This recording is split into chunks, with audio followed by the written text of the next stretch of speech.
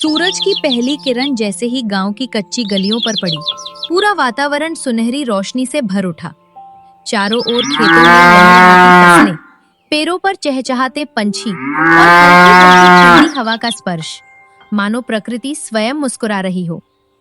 उसी गांव के किनारे एक छोटा सा मिट्टी का घर था। छप्पर की छत, सामने छोटा सा आंगन जिसमें तुलसी का पौधा और बगल में नीम का पेड़। उस घर में रहते थे रोहित और सविता, नवविवाहित, सरल, मेहनती और बेहद समझदार। रोहित सुबह सुबह खेतों में चला जाता था। सविता घर के काम संभालती, फिर सिलाई का काम करती, जिससे घर की आमदनी में थोड़ी मदद हो जाती। उनके पास ज्यादा धन नहीं था, पर उनके पास था विश्वास, सम्मान और एक दूसरे के लिए सच्चा प्यार। गांव में जो भी उनके घर आता यही कहता, इनके घर में सुकून बसता है। लेकिन हर किसी को ये सुकून अच्छा नहीं लगता था। रोहित और सविता के घर के ठीक सामने पक्का मकान था। उसमें रहते थे महेश और रीना। उनके पास ज्यादा जमीन थी, बड़ा घर था, लेकिन अक्सर उनके घर से झगड़े की आवाज आती थी। उनके रिश्ते में मिठास कम और तकरार ज्यादा थी। धीरे धीरे उन्हें ये बात चुभने लगी कि कम साधनों के बावजूद रोहित और सविता हमेशा मुस्कुराते क्यों रहते हैं। देखो महेश, फिर हंस रहे हैं दोनों, जैसे कोई चिंता ही नहीं।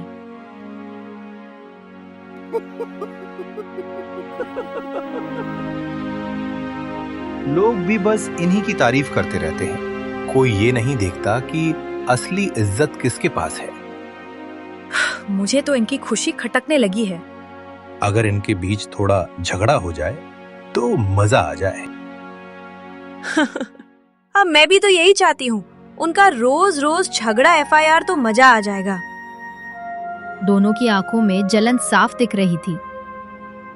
अगले दिन महेश खेत की ओर निकल गया। वो जानता था कि रोहित अकेले में काम करता है। उसने सोचा यहीं से शुरुआत करनी चाहिए।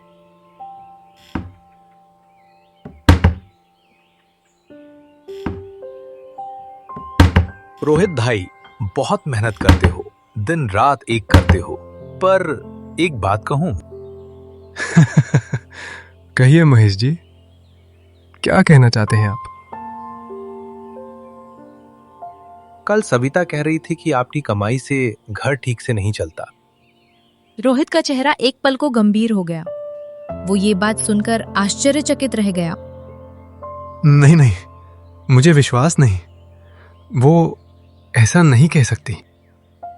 मैं तो भाई समझकर बता रहा हूं। मानो या ना मानो, ये तुम्हारी मर्जी। महेश मुस्कुराते हुए चला गया। रोहित काम तो करता रहा, लेकिन मन में हल्की सी चुभन रह गई। काम करते हुए उसे बार बार यही बातें याद आ रही थी। उसी समय रीना सविता के घर पहुंची। सविता उस समय सिलाई में व्यस्त थी। वो सिलाई कटाई करके अपने घर का खर्च चलाती थी। सविता, मैंने सुना है रोहित कह रहे थे कि तुम्हारा सिलाई का काम कोई खास नहीं। हाँ, उससे कोई ज्यादा खास इनकम नहीं होती। नहीं नहीं दीदी, रोहित ऐसा नहीं कह सकते। मुझे उन पर पूरा भरोसा है।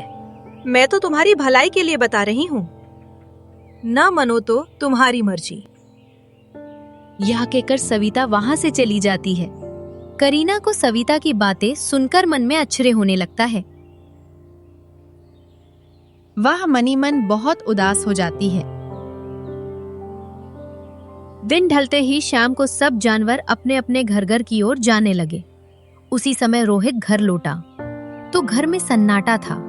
सविता चुपचाप उदास बैठी थी। रात रोहित और सविता दोनों चुप थे।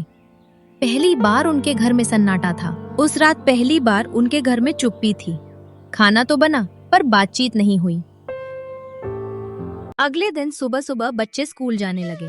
औरतें कुएं से पानी लाने लगी। सविता भी रोज की तरह घर के साफ सफाई के काम में व्यस्त हो गई। वो घर में झाड़ पोछा कर रही थी, तभी रोहित सविता के पास जाकर धीरे से पूछता है, सविता, क्या तुमने कभी सोचा कि मैं कम कमाता हूँ? मेरे कमाए हुए धन से घर का खर्चा अच्छे से नहीं चलता क्या? तुम्हारे है जरूरत है, पूरी नहीं होती। आप यह क्या कह रहे हो जी? मैंने आपसे कभी कोई शिकायत नहीं की। मुझे कम ज्यादा कुछ भी मिलता हो मैं उससे खुश हूँ। और क्या आपने यह कहा कि मेरा सिलाई का काम अच्छा नहीं चलता? मैं सिलाई करके अपनी आपकी कुछ सहायता नहीं करती। नहीं नहीं सविता, मैंने कभी भी तेरे बारे में ऐसी बातें नहीं सोची। मैंने हमेशा दोनों की मेहनत पर विश्वास रखा। दोनों एक दूसरे की बातें सुनकर एक दूसरे को देखते रहे। कुछ देर की चुप्पी के बाद दोनों को समझ आ गया कि ये बातें किसी और ने उनके बीच डाली हैं।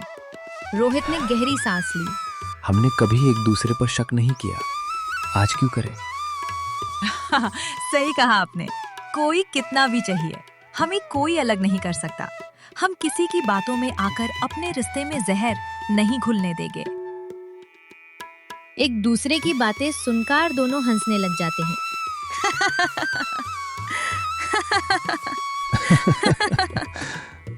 दोनों ने तय किया कि वे किसी की बातों में नहीं आएंगे। इस प्रकार अगले दिन रोहित और सविता ने योजना बनाई।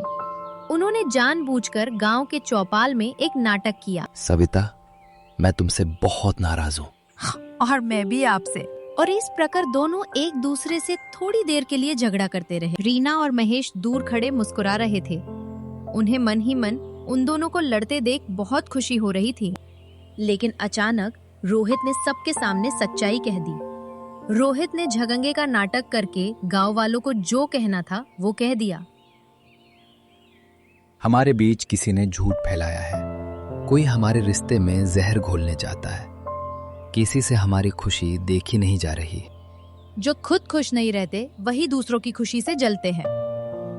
उनसे दूसरों की खुशियां देखी नहीं जाती।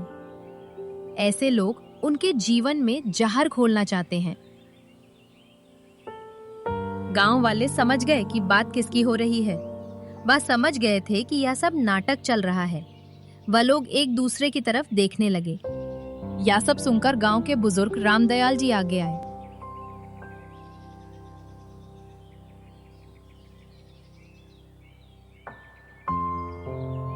बेटा, जलन इंसान को अंधा कर देती है। पहले वो दूसरों को गिराना चाहता है, फिर खुद गिर जाता है। जो आदमी दूसरे के लिए खड्डा खोदता है वही खड्डे में गिरता है। थोड़े समय बाद उसे अपनी करने का फल जरूर मिलता है।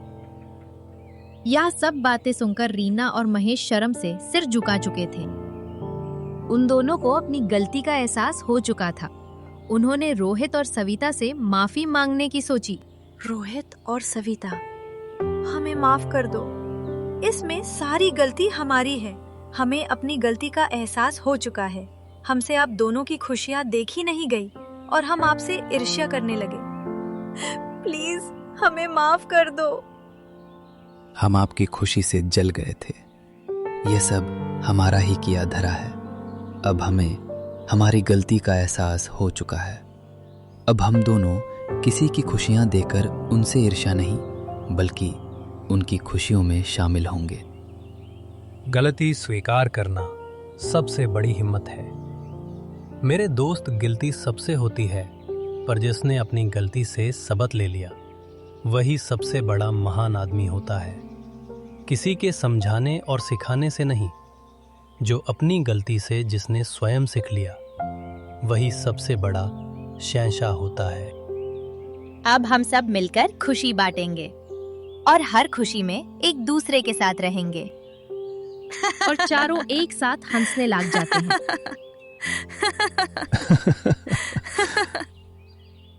धीरे धीरे गांव में फिर से शांति लौट आई। महेश और रीना ने भी अपने रिश्ते सुधारने शुरू किए। वे लोगों की छोटी छोटी खुशियों में शामिल होने लगे। वे अब समझ चुके थे कि लोगों की छोटी छोटी खुशियों में शामिल होने पर ही हमें खुशी प्राप्त होगी, नहीं ईर्ष्या और द्वेष रखने से। हमने तो रोहित और सविता के बारे में कितना भला बुरा चाहता। वह तो बहुत अच्छे इंसान निकाले। तुम सही कहती हो रीना। हमसे तो उनकी खुशियां देखी नहीं गए, पर उनका मन देखो कितना बड़ा है। उन्होंने हमें कितनी समझदारी की बातें बताई और माफ भी कर दिया। उन्होंने समझ लिया कि दूसरों की खुशी देखकर जलने से अच्छा है अपने घर में विश्वास और प्यार बढ़ाया जाए। और इस तरह एक छोटी सी साजिश ने पूरे गांव को एक बड़ी सीख दे दी। दोनों समझ चुके थे कि एक दूसरे की खुशियों में शामिल होने से ही खुशियां बढ़ेंगी। अब महेश और रीना दोनों गांव वालों के साथ हर खुशी में शामिल होने लगे और इस तरह एक छोटी सी साजिश ने पूरे गांव को एक बड़ी सीख दे दी। इसी सीख से गांव वाले एक दूसरे के साथ मिलजुल कर ऐसी खुशी रहाने लगे। इस कहानी से हमें यह शिक्षा मिलती है कि जलन इंसान को अंदर से खोखला कर देती है। विश्वास और प्रेम ही रिश्तों की असली ताकत है। दूसरों को गिराने से बेहतर है खुद को उठाना।